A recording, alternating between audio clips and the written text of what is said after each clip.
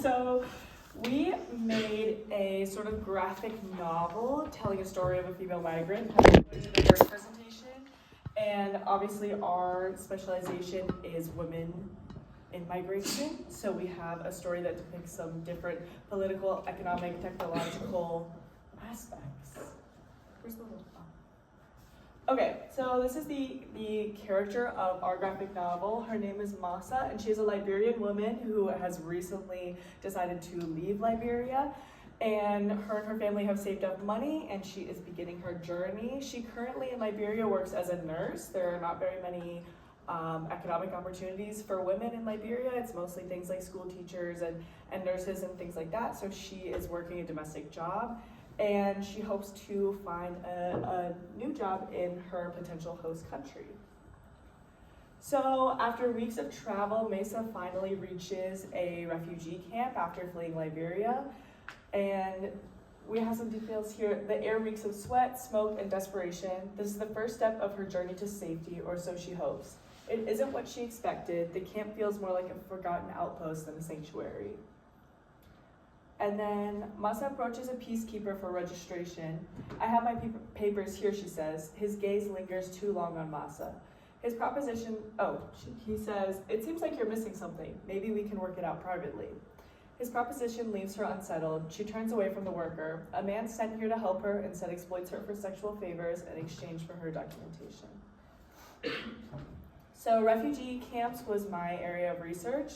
And so these kind of summarizing some of the points that we just saw in the story, but there's a lot of things about refugee camps that are not safe for women and specifically do negatively impact women. And the main thing is disproportionate violence and exploitation. So women can experience a variety of violence in these refugee camps, from things like rape and assault to things like sexual exploitations, a lot of the times from the NGO and UN peacekeeper workers who exploit them for things like their food rations, their documentation, the supplies that they need that are supposed to be provided to these women are then withheld in exchange for sexual favors, and then they get those things. So that is something that we just saw in our story.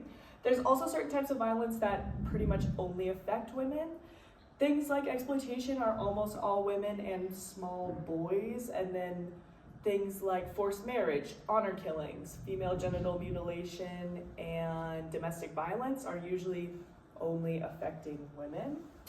Another element of refugee camps that puts women in danger is just systemic failures in infrastructure. So poor infrastructure of these camps, things like dimly lit areas, places where you have to walk very far distances to go use the shower, places that are not gender segregated, so everyone's showering together, or they're overcrowded, so there is not a lot of barriers that these women are encountering. Everyone's kind of mixed, and that puts them in danger. Because the perpetrator could be any person in these camps. It could be a family member, it could be a stranger, another refugee worker, a native to the host country, wherever the refugee camp is, legitimately anyone. There's also in refugee camps a collapse of social norms and protections. So there is kind of a general lawlessness happening in refugee camps because they are usually overcrowded and there are not enough employees. And this mix of different cultures and things come together to kind of create this just collapse. It's also just filled with people that are in a fight or flight response. You're on the move, you finally get to this camp and you're stuck in this response. Everything feels like a threat, and you kind of have this collapse of regular social norms that can lead to instability, which can lead to violence and things like that. And then finally, immunity for perpetrators, especially in the example that we saw in the story. Things like that type of exploitation, one, if she does not give in to that exploitation, she might not receive her documentation. Or if someone is being repeatedly exploited for food, if that person is to say, stop, I don't want to do this anymore, they might not receive their food anymore. And also there's a power imbalance, especially with the NGO workers or the peacekeepers, that they probably have immunity. They don't want to bring up these issues. They will not be tried in court, so they kind of get swept under the rug. So yeah.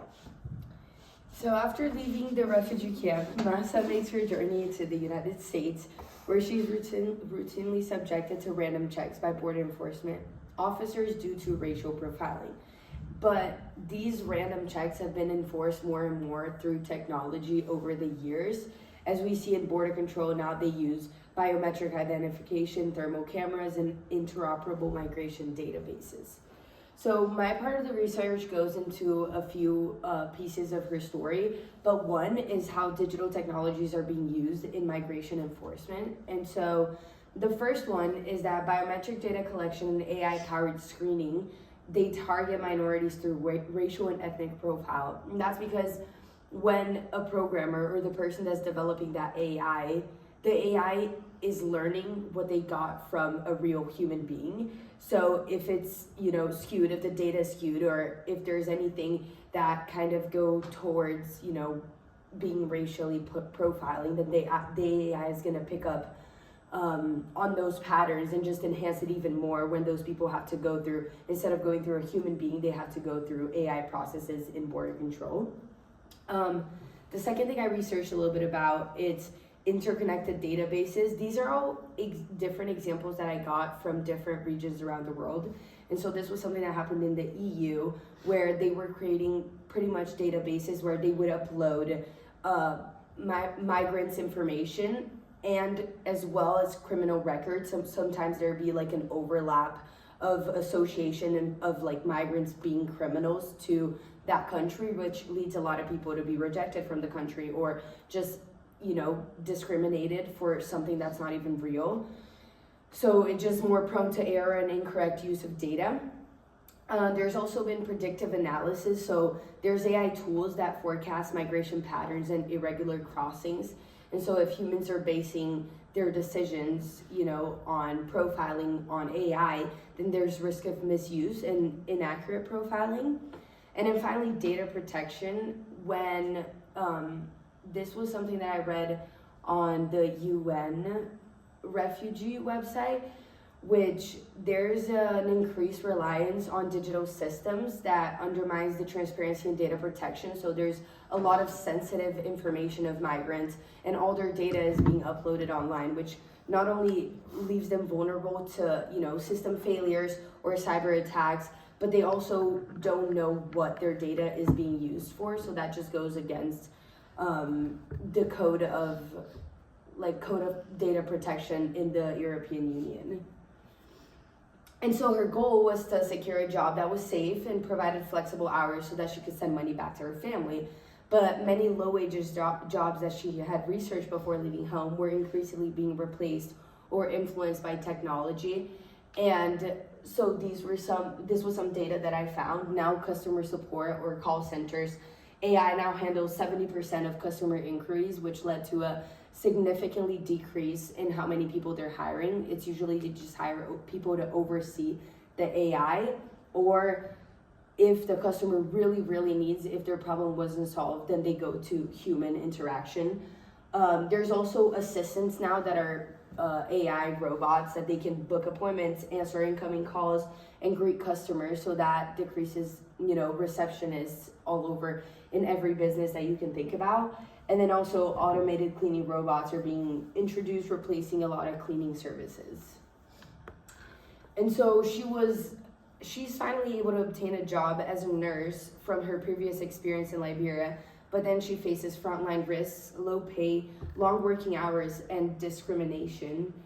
And so, And so for my part of, basically for my research paper, I researched female migrant workers, comparing two case studies of migrant workers in very extreme harsh situations. And then on the other side, migrant workers who come maybe as nurses. So in this example, Masa had some previous experience in Liberia working as a nurse. So she was able to transfer that, get an education here that was valid in the US, and then continue to work as a nurse.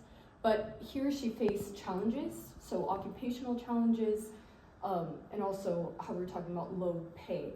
So migrant support, there's cultural differences like language barriers, lack of knowledge, lack of cultural diversity, which creates a lack of mutual respect in positions like this for female migrants. This is based on the intersection of both their gender and their cultural background. Then you have migrant and minority nurses additionally report discrimination and racism in work in terms of a lack of employment opportunities, poor career progression, or poor learning environment. And in addition, her experience as a nurse, she may have faced discrimination from patients as well as like other doctors. Yeah, and then as a nurse, you're facing a ton of frontline risks. So as we talked about in some of the class writings, or reading some of the class readings, that you know, nurses on the front line who are from migrants, they oftentimes are more susceptible to diseases like COVID, or I even saw something that was about like HIV or AIDS. So because they're working on that front line. So here we have, like, in addition to the frontline exposure, migrants are more at risk for, same thing. Yeah, well, lower mental health impact, and then also they make a lot less in terms of pay. Yeah, so it's like migrants earn nearly 13% less than national workers in some countries. The migrant pay gap widens to as much as 42%. And this is specifically for female migrants. It affects them even worse. And then to expand on what Michaela was saying a little bit, part of my research paper really focused on the gender wage gap amongst migrants. And so in this picture, it shows Masa looking at her pay stub or her paycheck and kind of questioning how it can be right that she's working in such like an extreme environment as a frontline nurse, but making what she feels like isn't proportional to the work and hours that she's been putting in. So expanding on the migrant wage gap a little bit. So migrant workers in high income countries earn about 12.6% less than nationals would on average.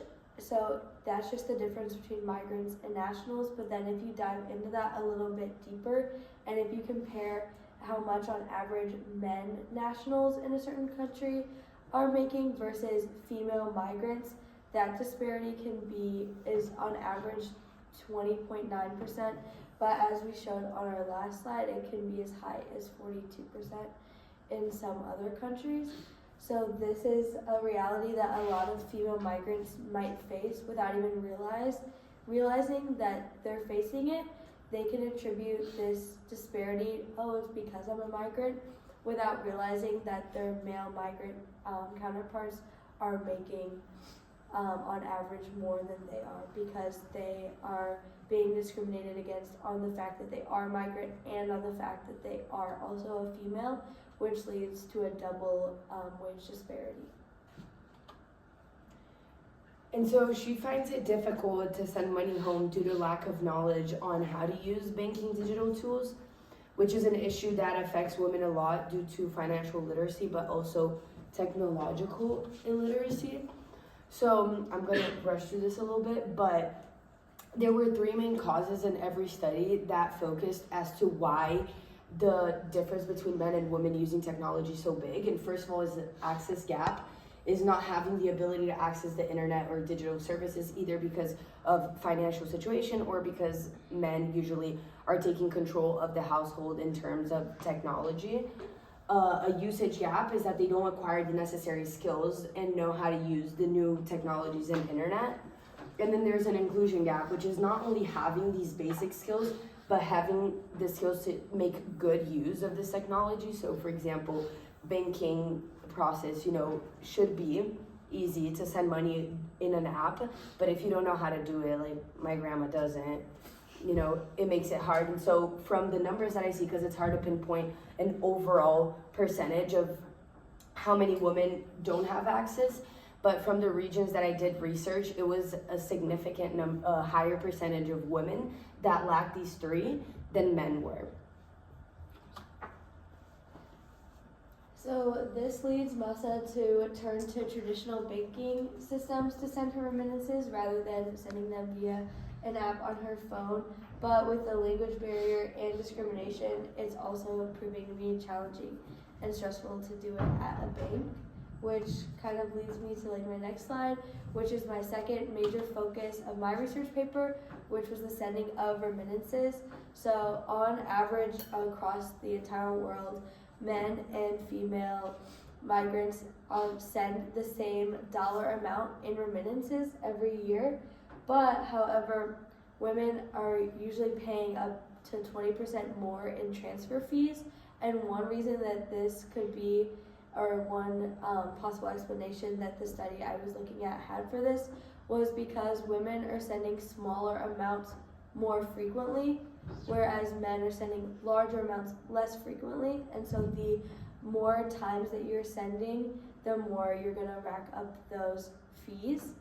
And this can be attributed back to what Duda was saying, of a lack of financial literacy amongst women, because finances are something that a lot of men in a household will take charge of. So as female migrants go to figure it out in a new country, in a new language, and they don't even have the base knowledge of doing it in their own country, it can be exceptionally difficult for them.